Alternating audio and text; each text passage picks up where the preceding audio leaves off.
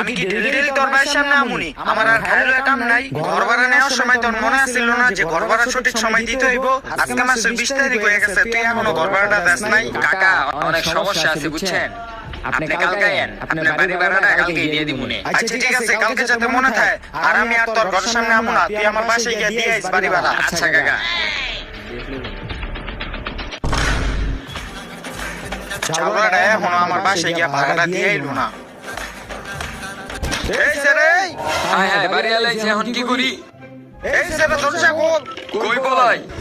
কই বলাই? পাইছি, বাথরুমে গিয়া বলাই। কি রে, দরজা খোলস না কে? না, ওই এমনি দরজা খুলবো না, দরজা ভাঙতে হইব। এই!